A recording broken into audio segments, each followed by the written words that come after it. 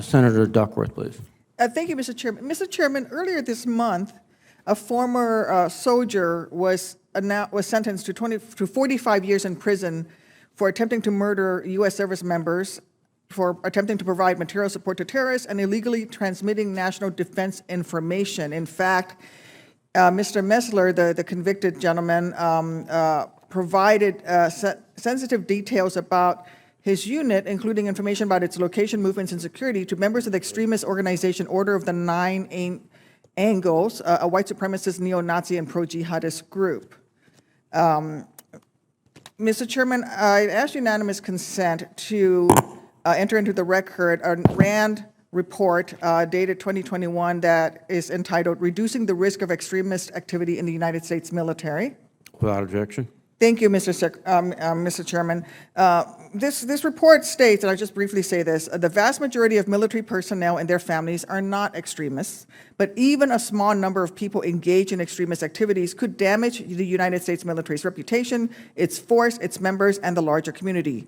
Extremist activities can also be harmful to the individuals who are radicalized and their friends and family. That said, as someone who wore the uniform for 23 years. I mean, I was just a reservist and a guardsman.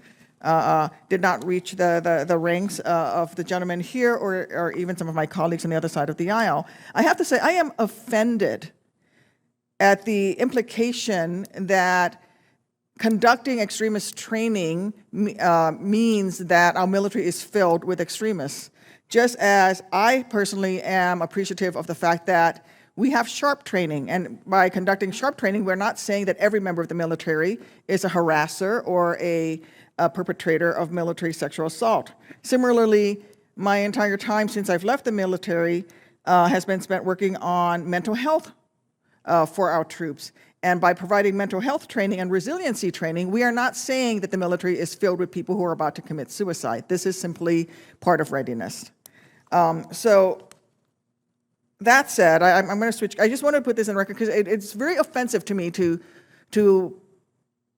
very politically say that extremism in the military and training against it is saying that the military is full of extremism. The military is full of the bravest, most amazing men and women who do the best job that they can, and they need to be equipped to do their jobs, and that means that they need to be equipped with the training to recognize sexual harassment when it occurs, to recognize extremism when it occurs, to recognize signs of hidden wounds of war when it occurs, so that we can keep our units in the highest levels of readiness. Okay, I'm done with that. Last month, I led a Cordell to Japan and Indonesia, and I'm planning to going back to the region twice more in just the next few months. And in June, Senator Sullivan and I will be leading a delegation to the Shangri-La Dialogue. And Mr. Secretary, I believe you're going to be speaking there, and I look forward to hearing your remarks there. And in August, I'm planning to take a bipartisan group of my colleagues to visit the Philippines, Indonesia, and Thailand to spotlight the importance of opportunities that our nations have to partner together. Mr. Secretary, in your testimony, you highlighted the DoD's enhanced maritime security with the Philippines and exercises with Thailand.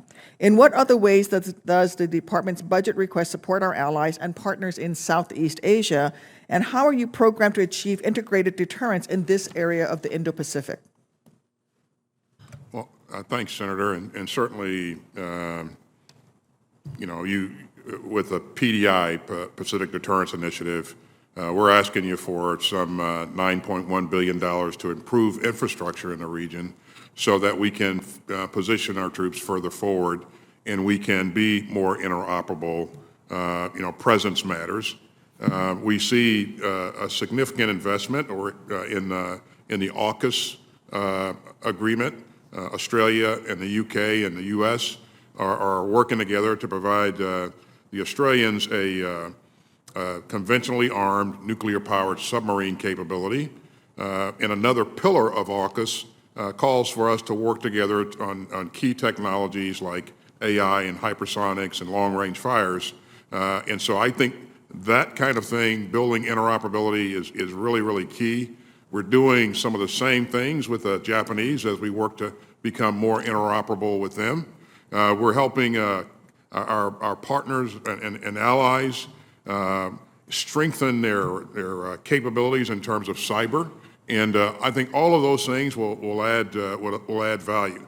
But we're seeing things in the region now that we weren't seeing 2 years ago. The Japanese doubling its defense investment, more access to the Philippines. As you know, 2 years ago, we were about to get kicked out of the Philippines. But we've moved to strengthen our relationship, and I just think that's powerful. So. Thank you. I just want to touch on the cyber piece. In fact, last year I included, actually in 2021 NDAA, I included legislation that authorized the Department of Defense to establish a pilot program to enhance cybersecurity, the resilience and the readiness of the military forces of Vietnam, Thailand, and Indonesia. General Milley, next month I will introduce legislation to expand this important program to include Malaysia and the Philippines. Can you comment on the value of direct engagement with our overseas partners to help build their cyber skills? I can, not only cyber skills, but any of the military skills. We have excellent military-to-military relations with so many countries. If you look at, for example, the contact group in Europe that the Secretary's organized, 54 countries show up for that to support Ukraine.